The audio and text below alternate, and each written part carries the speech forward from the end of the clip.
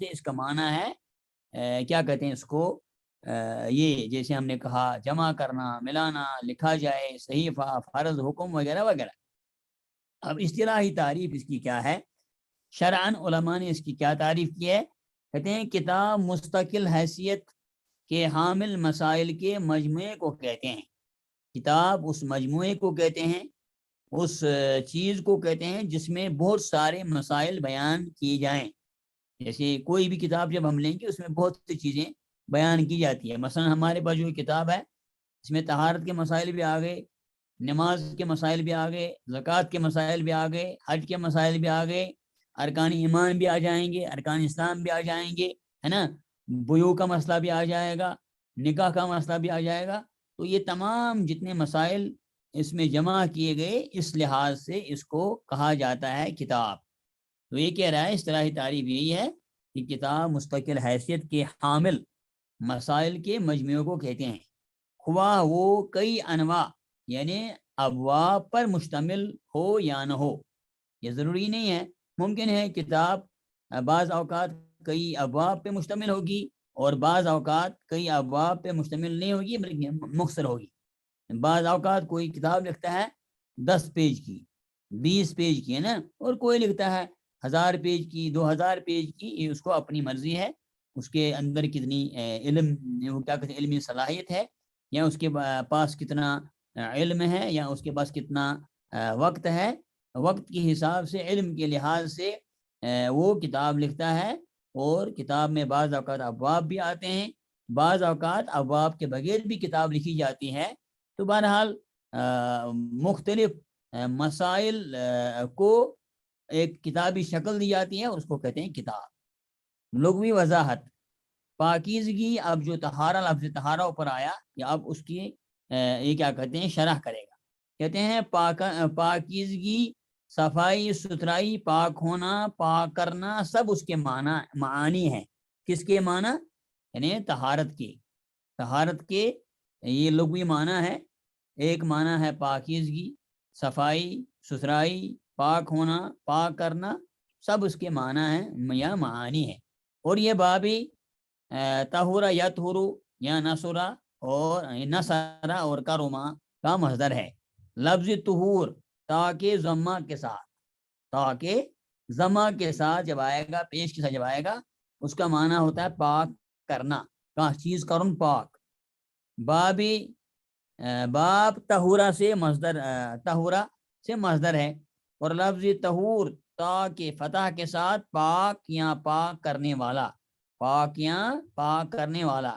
اگر ہم تو پر زبر پڑھیں گے اس کا معنی ہوتا ہے پاک کرنا یا پاک کرنے والا۔ بروزن فعول، صفت مشبہ کا صیغہ ہے طہرن۔ حالت حیض کے خلاف حالت کو کہتے ہیں۔ ایک ہوتا ہے عورت جب حالت حیض میں ہوتی ہے اس کو کہتے ہیں یا عورت ابھی حالت حیض میں ہے، لیکن جب وہ پاکی میں ہے ہم کہتے ہیں یہ حالت طہر میں ہے۔ تو طہر جو ہے یہ حالت حیض کی برعکس ایک حالت ہے۔ یہ وہی کہہ رہا ہے طہر حالت حیض کے خلاف حالت کو کہتے ہیں۔ تطہیر تفعیل کا معنی پاک کرنا ہے۔ تطہیر تفعیل کا معنی پاک کرنا ہے۔ تو تطہیر کا معنی کیا ہے؟ پاک کرنا۔ اصطلاحی و شرعی تعریف، چاہے آپ اصطلاحی تعریف کہیے، چاہے آپ شرعی تعریف کہیے، چاہے علماء کے پاس اس کی کیا تعریف ہے وغیرہ، یہ سب اس میں شامل ہے۔ امام شافعی اور امام نووی رحم اللہ اس کی تعریف کے کرتے ہیں، کہتے ہیں حدث کو رفع کرنا۔ حدث کو رفع کرنا، حدث کہتے ہیں بے وضو ہونا، حدث کہتے ہیں بے غسل ہونا۔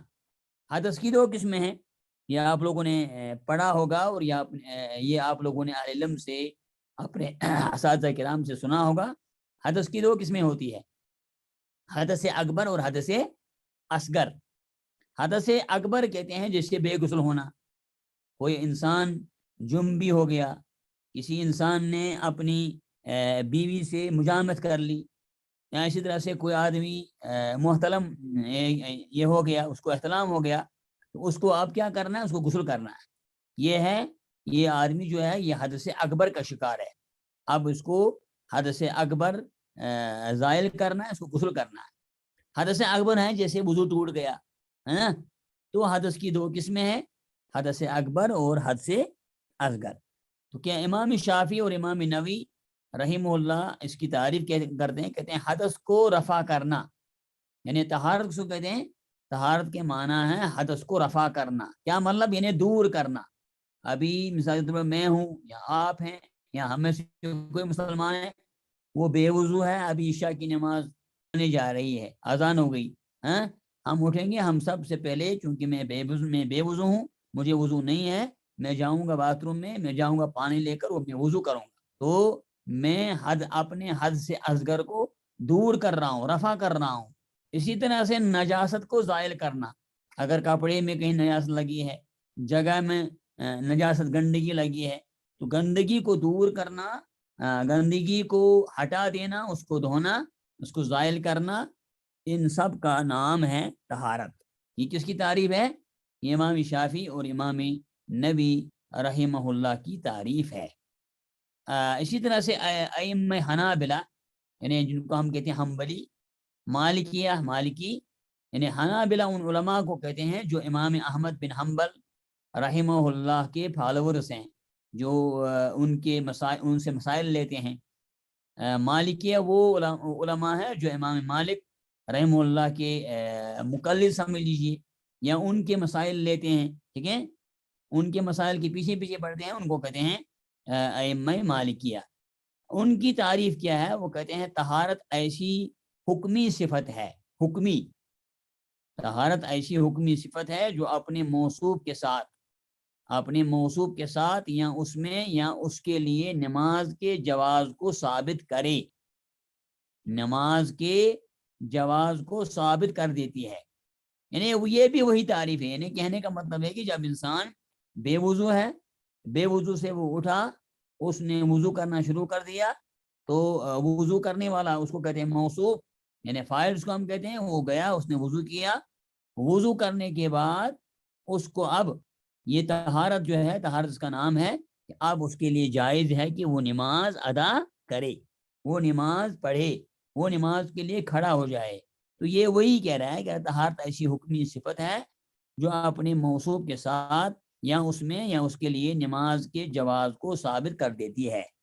جو ہی کسی انسان نے، چاہے مرد ہو یا عورت، مسلمان ہے، اس نے وضو کیا، بے وضو تھا وضو کیا، یا بے غسل تھا غسل کیا، غسل کے بعد اب اس کے لیے جائز ہے کہ وہ نماز پڑھے، وہ عبادت کرے، اس کے لیے اب عبادت کرنا جائز ہے. ائمہ حنفیہ، امام ابو حنیفہ رحمہ اللہ تعالی، جن کا نام آپ لوگوں نے سنا ہوگا، نعمان بن ثابت رحمہ اللہ تھا، ان کے جو فالورز ہیں، ان کے جو ماننے والے ہیں، جو ان کے شاگرد ہیں، ہے نا، جنہوں نے ان سے مسائل لیے ہیں، جنہوں نے ان سے علم حاصل کیا ہے، ان کو حنفیہ کہتے ہیں. ان کی تعریف کیا ہے؟ وہ تعریف کرتے ہیں کہ طہارت سے مراد نجاست سے پاکیزگی حاصل کرنا ہے. وہ کہہ رہے ہیں طہارت سے مراد کیا ہے؟ نجاست سے پاکیزگی حاصل کرنا، خواہ نجاست حقیقی ہو مثلا گندگی و پاخانہ وغیرہ، یا حکمی ہو مثلا حدث و بے وضوگی وغیرہ. یہ آپ لوگوں کو سمجھا گیا. اس کا مطلب ہے کہ نجاست کی دو قسمیں ہیں، نجاست حقیقی اور نجاست حکمی. نجاست حقیقی مثلا گندگی، پیشاب کہیں لگا ہے، بڑا پیشاب ہی نظر آ رہا ہے، چھوٹے بچے نے پیشاب کیا کسی کپڑے پر، وہ کپڑا جو ہے گیلا ہے، سمجھ لو یہ نظر آ رہا ہے، یہ حقیقی ہے. اب کسی آدمی کا وضو ٹوٹ گیا، ہوا خارج ہو گئی، کیا یہ نظر آ رہا ہے؟ یہ نظر نہیں آ رہا ہے، لیکن اس کو ہم کہہ رہے ہیں حکمی. حکمن یہ بے وضو ہے، حکمن اس کو طہارت حاصل نہیں ہے، اب اس کو وضو کرنا ہے. لیکن اگر گندگی لگی ہے، گندگی نظر آ رہی ہے، اتنا ہی کپڑا ہمیں صاف کرنا ہے، اتنی ہی جگہ ہمیں صاف کرنی ہے. سمجھ رہے ہیں آپ؟ یہ ہے گندگی. اس کا مطلب ہے نجاست کی دو قسمیں ہیں جیسے علماء نے بیان کیے ہیں، ایک ہے حقیقی، دوسرا ہے حکمی. حقیقی جیسے گندگی ہے، پاخانہ ہے وغیرہ وغیرہ، حکمی جیسے بے وضو ہونا یا بے غسل ہونا وغیرہ وغیرہ. ٹھیک ہے.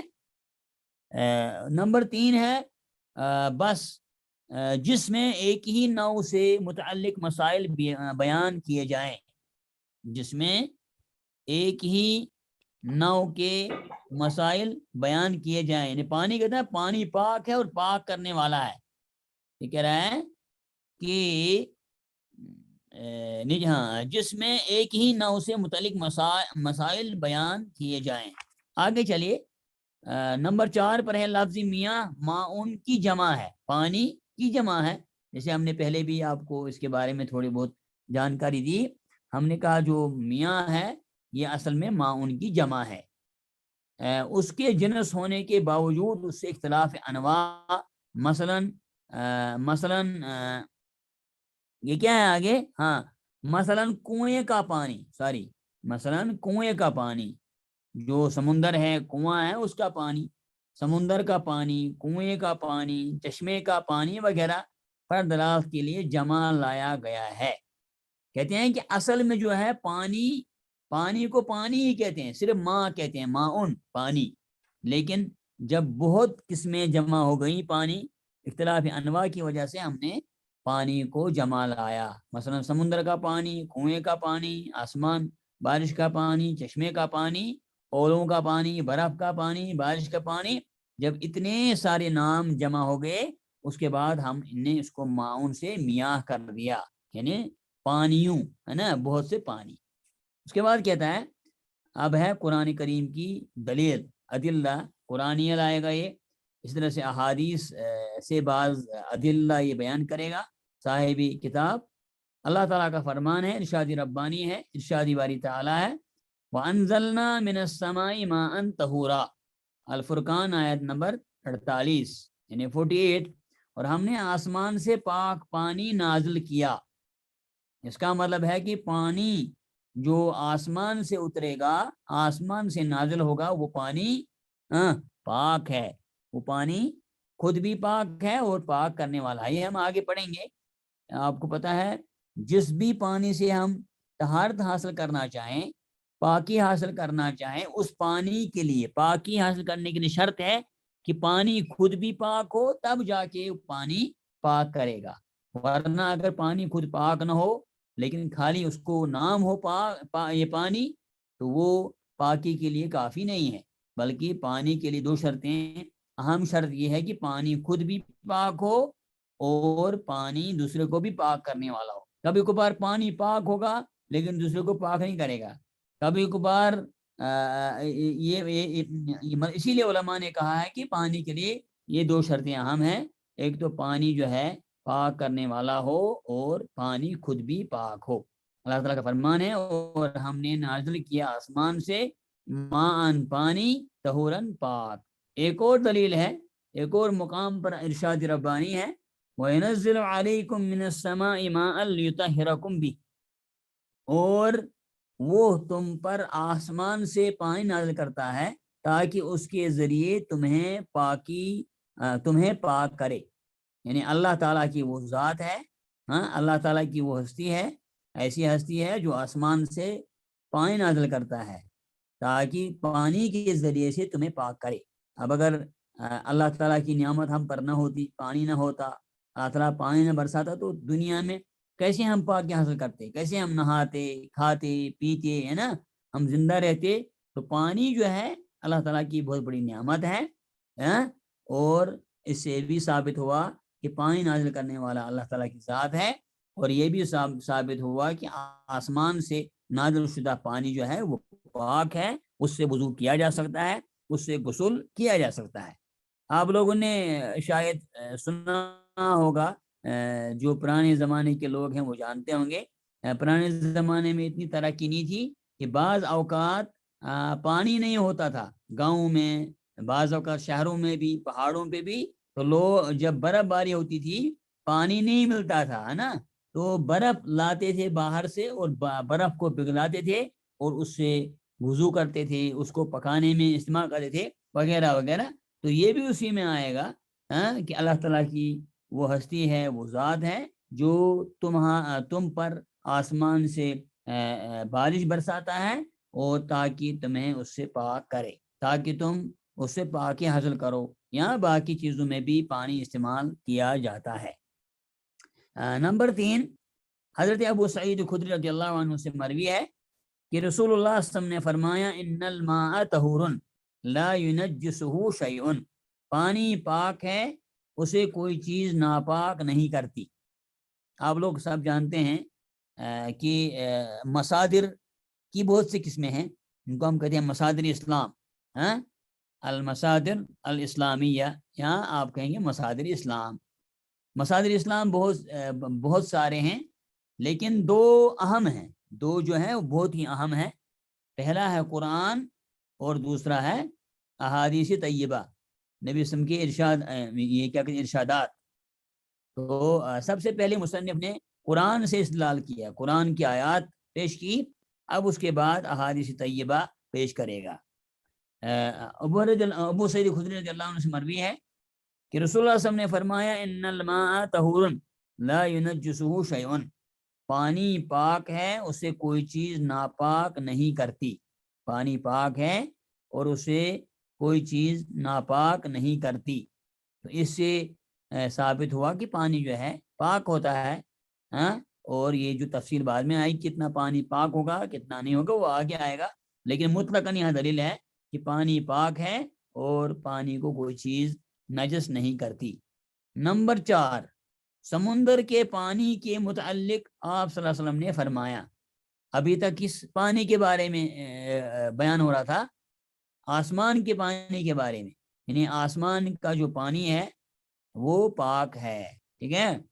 اب اس کے بعد سمندر کے پانی کے بارے میں اللہ کے نبی جناب محمد رسول اللہ صلی اللہ علیہ وسلم نے فرمایا، اللہ کے نبی صلی اللہ علیہ وسلم سے بعض صحابہ نے پوچھا کہ اللہ کے نبی صلی اللہ علیہ وسلم ہم سمندر کا سفر کرتے ہیں، سمندروں میں ہم سفر کرتے ہیں، کئی دن لگتے ہیں، کئی مہینے لگتے ہیں، ہم اپنے ساتھ پانی لیتے ہیں لیکن وہ پانی ہمارے پیاس کے لیے یہ کیا کہتے ہیں کافی ہوتا ہے یا کم پڑ جاتا ہے، اگر ہم اس سے وضو کریں گے تو پئیں گے کیا، زندہ کیسے رہیں گے؟ تو اللہ کے نبی نے فرمایا کہ اللہ کے نبی نے فرمایا ہوا الطہور، نے سمندر کا پانی جو ہے وہ پاک ہے، وماؤہ والحل میتتہ، سمندر کا پانی بھی پاک ہے اور سمندر میں جو خود مردہ ہے جیسے مچھلی ہے وغیرہ وہ بھی پاک ہے۔ تو اللہ کے نبی صلی اللہ علیہ وسلم نے یہاں ایک سوال کے جواب میں دو جواب دیے، بتا سکتا ہے کوئی کیسے؟ شاباش۔ اللہ کے نبی صلی اللہ علیہ وسلم نے سے صحابہ نے صرف ایک سوال کیا، نے کہا اللہ کے نبی صلی اللہ علیہ وسلم سمندر کے پانی کے بارے میں آپ کیا خیال ہے؟ ہم سمندر میں سفر کرتے ہیں، آپ ہمیں بتائیے سمندر کے پانی کے بارے میں۔ اللہ کے نبی صلی اللہ علیہ وسلم نے ایک سوال کے جواب میں دو جواب دیے، دو مسئلے بیان فرمائے، کیا کیا؟ السلام علیکم۔ جی پانی پاک ہے اور وہ دوسروں کو بھی پاک کر سکتے ہیں، اور اس میں جو بھی مطلب مردے مطلب وہ جانور ہے جزاک اللہ، ہاں بالکل صحیح ہے۔ یعنی اللہ کے نبی صلی اللہ علیہ وسلم نے اس میں دو مسئلے بیان کیے، ایک اللہ کے نبی نے فرمایا کہ سمندر کا پانی بھی پاک ہے، اتنا ہی نہیں بلکہ اگر تم لوگوں کو بھوک لگے سمندر کے درمیان یا تمہیں کھانے پینے کی ضرورت پڑے، تمہیں کھانا پینا ختم ہو جائے تو سمندر میں جو خود مردے ہیں مچھلی ہیں وغیرہ وہ بھی تمہارے لیے حلال ہے، تم سمندر میں مردار چیزوں کو بھی کھانے میں استعمال کر سکتے ہو، ٹھیک ہے۔ یہ اللہ کے نبی صلی اللہ علیہ وسلم نے ایک سوال کے جواب میں دو جواب دیے۔ تو بعض اوقات استاد سے پوچھا جاتا ہے ایک سوال لیکن استاد اضافی جواب دیتا ہے، بعض اوقات نا دو مسئلے تین مسئلوں کا حل بتا دیتا ہے۔ تو یہ اللہ کے نبی صلی اللہ علیہ وسلم نے ہمیں سکھایا ہے کہ استاد کے لیے جائز ہے کہ وہ ایک سوال کے بدلے دو جواب یا تین جواب دے سکتا ہے، جیسے کہ اللہ کے نبی صلی اللہ علیہ وسلم سب سے بہترین معلم تھے، سب سے بہترین مرشد تھے، سب سے بہترین حکیم تھے، استاد تھے۔ اللہ کے نبی صلی اللہ علیہ وسلم نے ایک سوال کی یہ کیا کہتے ہیں بدلے دو جوابات یہ کیا کہتے ہیں ارشاد فرمایا سمندر کا پانی بھی حلال ہے، پاک ہے، اور سمندر میں جو خود مردے پڑے ہوئے ہیں وہ بھی پاک ہے، ان سے بھی تم استفادہ کر سکتے ہو۔ اسی طرح سے نمبر 5، سادے پانی کے طاہر مطہر ہونے پر اجماع ہے، سارے پانی کے طاہر مطہر ہونے پر اجماع ہے، یعنی جتنے بھی پانی ہے، چاہے سمندر کا پانی ہے، چاہے کنویں کا پانی ہے، نالے کا پانی ہے، چشمے کا پانی ہے، آسمان سے برسنے والا پانی ہے، اولے ہیں، برف ہیں، جتنے بھی پانی کا سسٹم ہے، یہ سب جو ہے یہ تمام کے تمام پانی جو ہے طاہر پاک بھی ہے اور پاک کرنے والے بھی ہیں۔ اس پر علماء کا اجماع ہے۔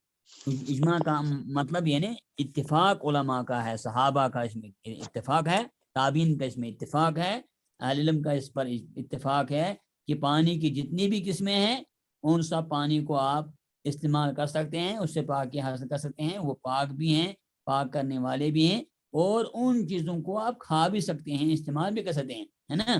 پاک کرنے والا کیا مطلب، یعنی وہ خود بھی پاک ہے، اور اگر آپ اس کو چائے میں استعمال کریں گے، سبزی میں استعمال کریں گے، کھانے میں استعمال کریں گے